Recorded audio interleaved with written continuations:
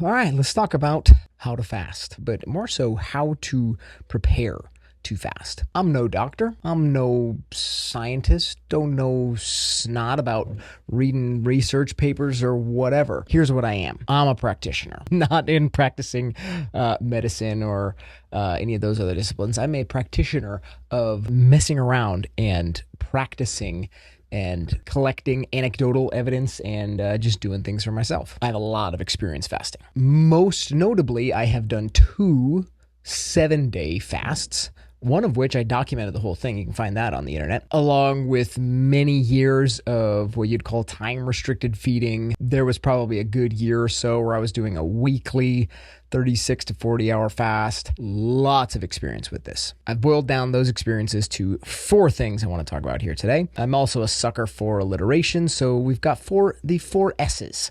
4 S's of fasting. So the first, and this should really be the first for anything we do, Scripture. I'm going to read this down here. This is Matthew 6:16-18. And when you fast, do not look gloomy like the hypocrites, for they disguise their faces that their fasting may be seen by others. Truly, I say to you, they have received their reward. But when you fast, anoint your head and wash your face, that your fasting may not be seen by others, but by your Father who is in secret. And your Father who sees in secret will reward you. Fasting is a very common practice all throughout Scripture. And these words of Jesus here really cut to a big heart of the issue. Don't be like the hypocrites. Don't be one who is doing this for some kind of recognition. Ideally, nobody even knows, right? Ideally, nobody even knows that you are practicing this discipline. I love the line here that says, they have received their reward. If you are looking for acknowledgement for your fasting, that's as good as it's going to get, right? As good as it's going to get is a wow, right? You're so cool. Okay? That's not what we're going for when we're fasting.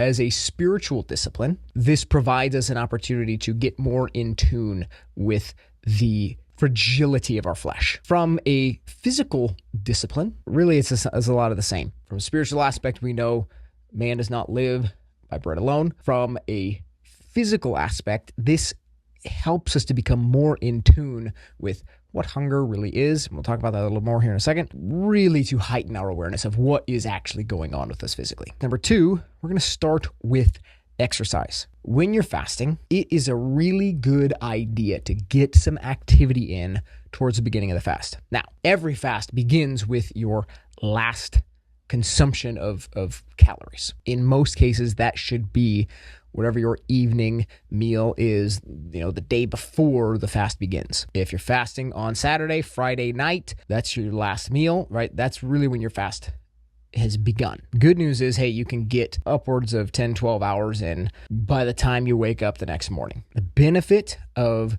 then exercising first thing in the morning is your body has a stored amount of glycogen, stored amount of sugar that it has consumed, you've consumed the previous day, and burning that off in the morning is going to help you push into that fat burning state, okay? Your body is designed to be able to function and function well without food coming in.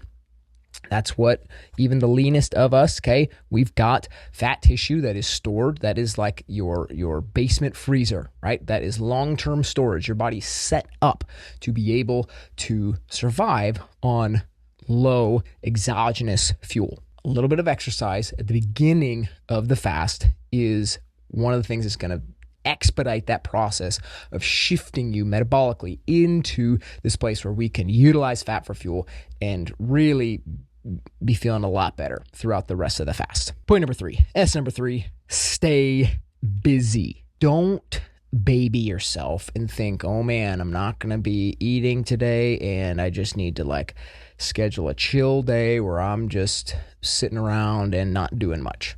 Maybe one of the worst things you could do. A lot of us tend to not actually eat when we are hungry. We tend to eat when we're bored. If you have children, you absolutely know this to be true. Let your mind and your body be occupied with other things. Stay busy. Don't sit around. Don't give yourself opportunity to be thinking about food, to be thinking about, am I hungry, blah, blah, blah. Get to work, okay?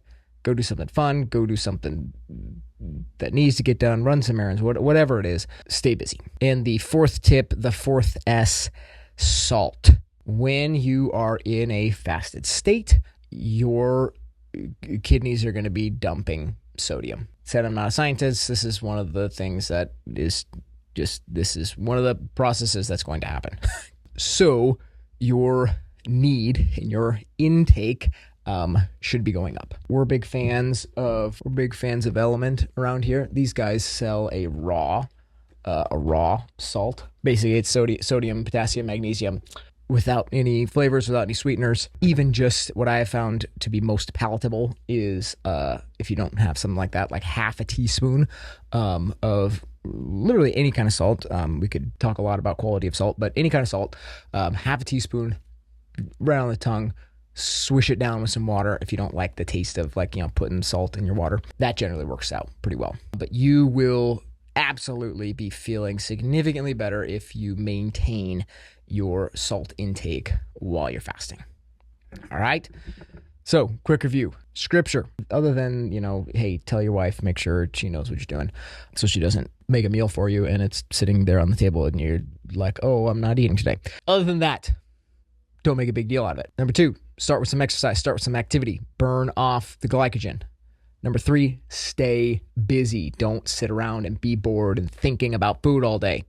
Number 4, increase your salt intake. You will feel much better. And those are my 4 tips, 4 S's of fasting, how to prepare, how to execute a fast. All right? Okay, good luck and happy fasting.